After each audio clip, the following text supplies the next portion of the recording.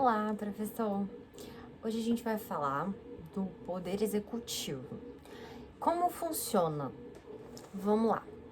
O próprio nome já diz, né? Poder executivo, ele executa as leis.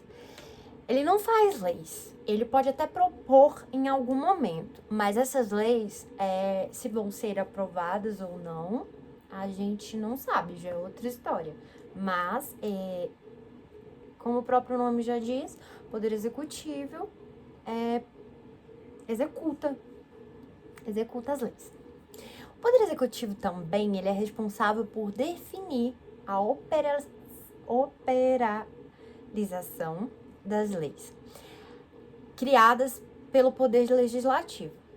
Ele faz isso através de vários decretos. Eu fiz um TCC, estou fazendo ele ainda, sobre auxílio emergencial e eu analiso decretos que deram. É um exemplo, assim, de como mais ou menos funciona. Então, vamos lá. As regras do jogo. O legislativo, ele tem as táticas, ele é estratégico. E o executivo é como se o legislativo tivesse as estratégias, né? Criasse as leis estrategicamente, se fosse um jogo. E o legislativo cria as leis e o executivo, ele executa. O executivo também, ele pode fazer? Ele pode criar uma medida provisória, que é um poder do executivo que tem uma força de uma lei. Ele não cria uma lei, mas ele tem esse poder, vamos dizer assim.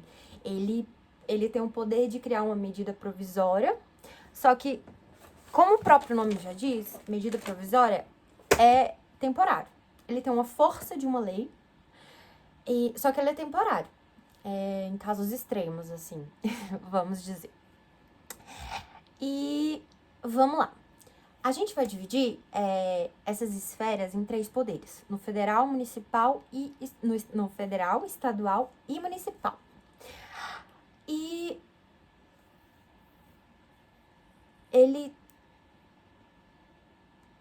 o executivo também é uma federação.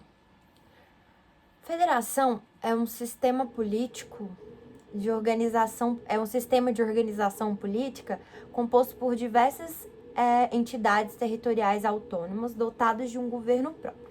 Essas unidades têm autonomia para decidir partes de suas leis. Em todas elas estão submetidas à Constituição. Mas voltando para a esfera federal do Executivo, no caso do Brasil, quem ocupa o cargo principal dessa esfera é o presidencialismo. O presidente, no caso, no nosso país. Se fosse um país parlamentar, vamos dar um exemplo da Inglaterra, primeiro-ministro.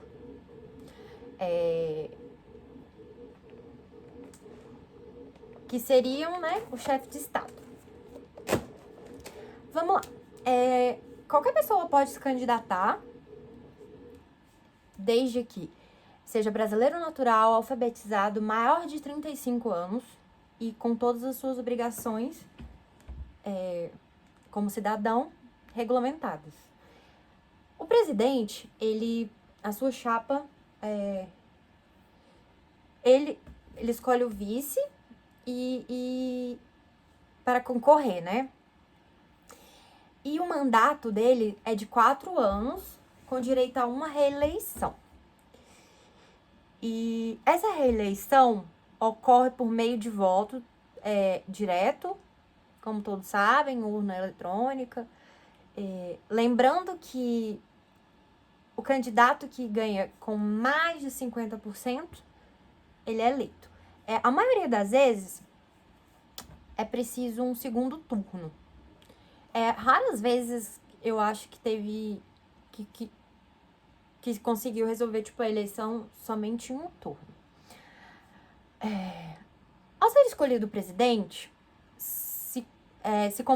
ao ser escolhido, o presidente se compromete a cumprir a Constituição, fazer cumprir as leis direitinho. Ele vai garantir que a Constituição está sendo cumprida devidamente. Se todo mundo está sendo beneficiado, no sentido assim, cada tipo de governo, né, vai ter um foco.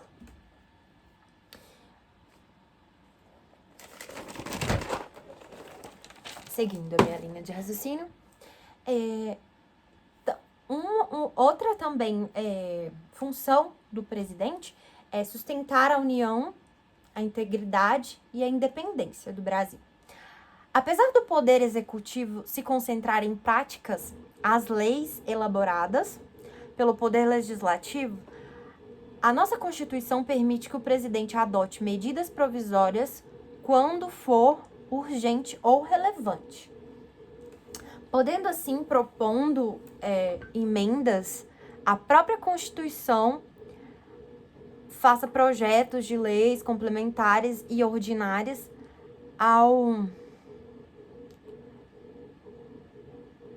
ou leis delegadas, e também dá ao presidente o poder de rejeitar ou sancionar as propostas aprovadas pelo legislativo.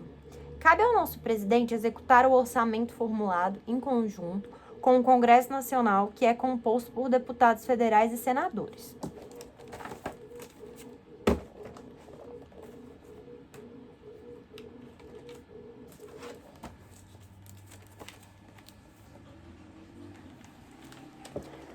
Administrar e aplicar recursos de acordo com sua plataforma de governo, ou seja, os projetos hesitados na Carta Programa durante eleições, chefe do Supremo, comandar as Forças Armadas, eu tô falando seguindo as funções, né, o que faz.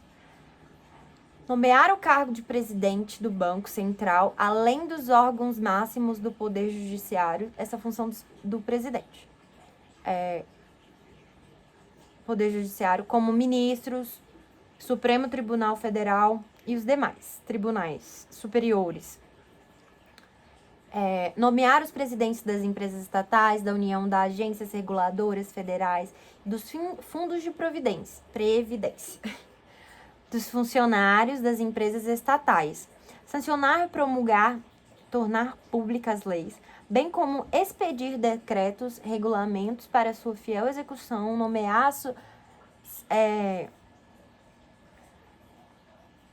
nomear ministros da Fazenda, da Casa Civil, da Agricultura, vetar projetos de leis, total ou parcialmente, manter relações com países estrangeiros e acreditar seus representantes diplomáticos, decretar o estado de defesa do estado de sítio da intervenção federal nos termos da Constituição. Elaborar um plano de governança a ser articulado e executado principalmente pelos ministros, cada um atuando dentro da sua própria ala. Como é uma tarefa árdua conseguir realizar todas essas funções como presidente, por isso temos as funções dos ministros ou secretários de Estado, nomeados pelo presidente com base em critérios políticos, meritocráticos, na teoria sem apoio político. Entre os partidos, fica impossível do presidente... Sem apoio político, tipo assim, vamos usar como exemplo a nossa situação atual. O nosso presidente reeleito, o Luiz Inácio Lula da Silva, talvez ele não tenha 100% de poder para executar leis, decretos, porque a maioria do Congresso, os deputados, senadores, ainda é de direita. Então, ele não tem 100% de poder. Pode ser que, quando ele tomar posse, vão querer cobrar, mas ele não vai conseguir, às vezes, algo porque a maioria é de direita. É um exemplo, assim, mais ou menos. Igual se o presidente for de direita e a maioria do Congresso, dos deputados e senadores forem de esquerda. Aí ele também não pode fazer muita coisa.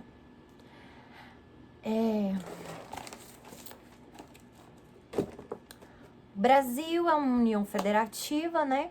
Que ele tem um líder e aí equipes auxiliares. O líder é o presidente, as equipes auxiliares é deputados, senadores, ministros. Agora vamos em âmbito estadual. O governador, ele tem a maioria dos recursos arrecadados por impostos estaduais. Exemplo é o ICMS e o IPVA. Ele nomeia a equipe de secretários também, que serão o auxílio na administração do Estado, nomear presidente de empresas estatais, como eu já tinha mais ou menos explicado, executar orçamento estatal formulado em conjunto com os deputados estaduais, aplicar recursos do Estado de acordo com sua plataforma de governo também, propor e sancionar leis voltadas na Assembleia Legislativa Estadual. Municipal. Desde a Constituição de 80... Agora a gente dividiu em 3 esferas, né? A federal, estadual e municipal. Então, eu estou dividindo elas. E a gente vai finalizar com a municipal, como a municipal funciona. Desde a Constituição de 88, cada município é autônomo e responsável pela sua própria organização e administração e arrecadação de impostos. Ou seja, o município é tipo um mini país. Funciona como um país pequenininho. Tem um prefeito, que no caso seria o presidente, tem os vereadores, que seriam os deputados, e assim vai. Então, é a mesma lógica, só que em miniatura. Acho que é só isso. Obrigada.